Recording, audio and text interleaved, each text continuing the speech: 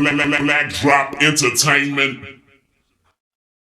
Alright, so now what I'm going to do is I'm going to open up a session. I apologize to anyone in advance that doesn't use Cubase, but that's what I use, so that's what I'm going to be sort of demonstrating stuff on. But at the end of the day, no matter what you're using to produce on, basically the same rules apply, or the same techniques can apply to whatever you're using. So don't stress too much if you're not a Cubase user.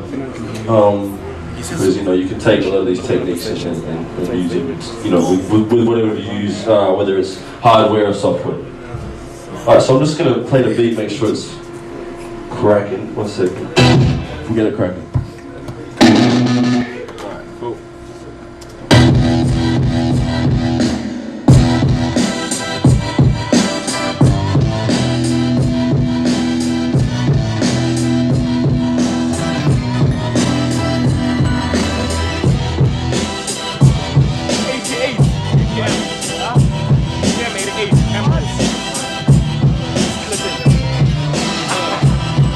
First things first, when you're producing using a DAW like Cubase or Logic or Acid, whatever, it's very important that you try and keep it neat, keep your sessions tidy.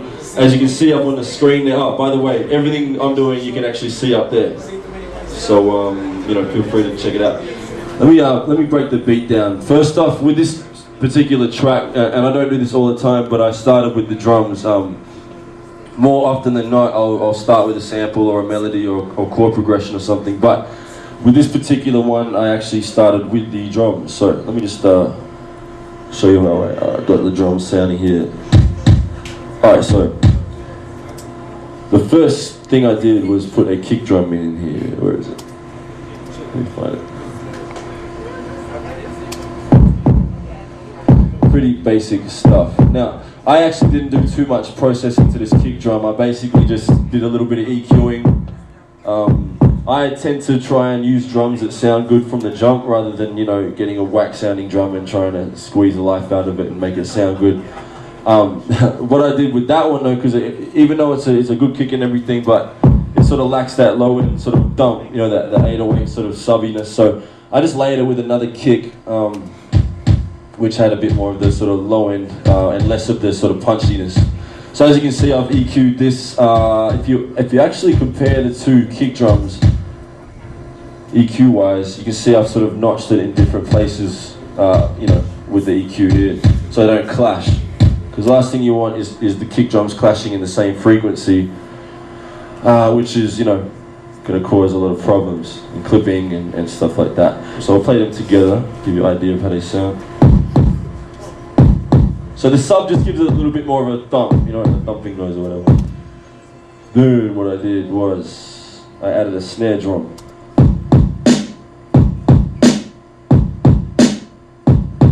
And again, with the snare drum, not too much processing. I don't think there's any effects. It's just EQing. It was, it sounded good. Not to say you shouldn't put effects on your drums. Like, go ahead and process them. It's just for this particular track, the drums sounded good as they were, and they didn't need anything. I'm a strong believer in if it's not broken, don't fix it. But with that drum, I actually layered another sound, which is almost like the ending of a drum sound. You'll hear it when it comes in. That sounds really shit by itself, but you add it over the snare drum, and it sort of just thickens it out and adds a little bit more body to the snare. So. And it cracks a little bit harder. So pretty basic kick snare. For any of you out there that use programs to program your drums, like there's a program called Battery, or it's MPC style, so it has pads and you can click away. With this, I just use the audio and I chopped it up. I do both ways when I'm producing. Sometimes I'll take the audio and use the audio, or sometimes I'll use a program like Battery and bang out the drums on the pads or the keyboard. But for this instance, I just chose to go with the audio. Now with that, even though the drums sound good, there's no life to them. They sound a little bit stagnant. And there's no hi-hat. So I wanted to add a hi-hat, but I didn't just want to put a hi-hat in there. I wanted to add a break beat behind it to sort of give it a little bit more life and glue it together so it doesn't sound just like some sounds being put together. It actually sounds like a drummer playing almost. So what I laid underneath it was this one. Where are we?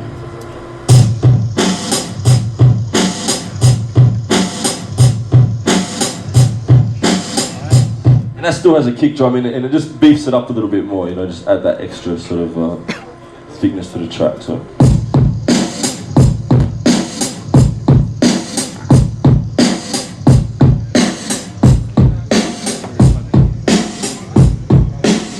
Basic, that's what I did, Again, this doesn't apply to all the tracks I do, this is just one instance. Don't take this as gospel, use this as just a guide. And we'll get into the technical questions so you guys can ask me, specific things about any other tracks I've done or techniques I use. So.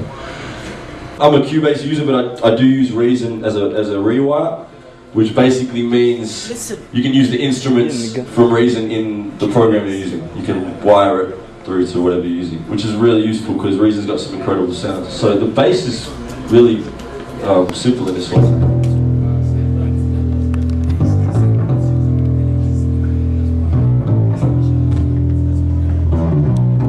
Definitely, no doubt.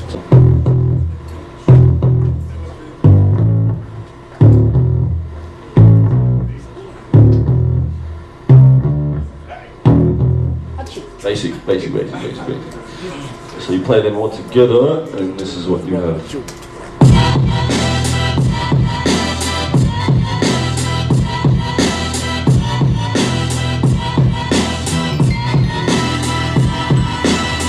I get a lot of questions about bass. I get a lot of people saying, "Oh, how do you make a bass line? How do you? Exactly, I can't think of how the bass should go." That's a really hard question to sort of answer, but basically the way I do it, if you're playing original music, the bass note is usually the bottom note of the chord. Alright, so it's that one goes up. I'm really bad with music theory, so A's, C's, B's and all that. I'm not going to even try to, We understand. talk on technical stuff. But that's basically how I learned to do it, is if you play a chord, the bottom note of the chord is usually the bass note, alright? And that varies, But I do suggest, don't go out and do music classes and music theory, but do enough music theory where you know how to make a bass line at least. You know what I mean? Like, that's very important. You'll notice if you start working with musicians, and even though you might not be a crazy music theory person and you don't know the terms, eventually you'll start picking them up. Right, I know what an arpeggio is, arpeggiated part is, and crescendo and all this other stuff. You know what I mean? And you will pick it up. So don't get too discouraged if your piano player is going, I want to do some crazy glissando part, glissando, whatever it's called. And I don't even know. Yeah, you're laughing at me. Don't get discouraged. You know what I mean? Just maybe look it up on the internet or whatever. But bass lines are very important in music. They add the feeling to it, and very rarely will you hear a song without a bass part in it, and too often then a lot more than I would prefer. I hear new up and coming producers and they send me their tracks and the bass is way out of key, like the song's in C minor but the bass is in D flat or something, and it's crazy, and it's like, what, that's how you heard it, really, and this is some crazy style I've never heard of. So yeah, bass very important. And after that, I think I just layered the bass with it's another instance of the bass, like it's just a copy of the original, but I've just taken all the low end out and it sounds more like a guitar now. So. Alright, so I've just layered that over the top. Just to sort of give it a bit more grit, you know what I mean? It's a grittier beat, so I wanted the bass to have a little bit more grit to it. So I'll play it all together, and then I'll break down a little bit more of the technical stuff, reverb, sidechain compression, and all that boring stuff. So.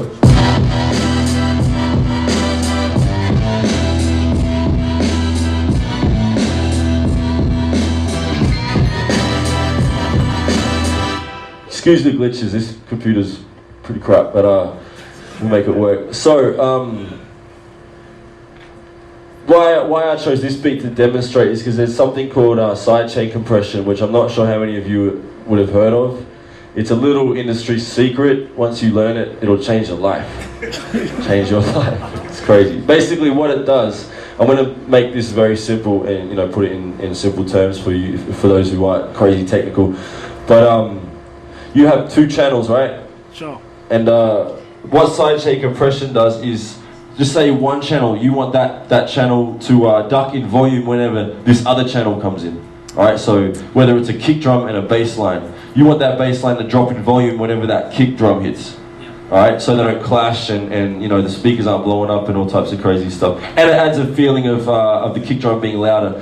And a perfect example of sidechain compression is dance music. A lot of sort of more dance music uses it, and you'll hear everything come down once the kick hits and then come back up. So I'll give you a little demo of how I've done it. Oh, 1 second, where are we? So basically what I've wanted to duck, whenever the kick drum comes in, I'll put it into a group. I've got the Omnisphere running the compressor, so let me open the compressor up here. As you can see, I've got the compressor on Omnisphere and I have it set to sidechain, which is this little orange bit. Right now, what I'm going to do is I'm going to go over to my kick drum, and here's my kick drum here. So every time that kick drum comes in, you can hear the synth dropping in volume.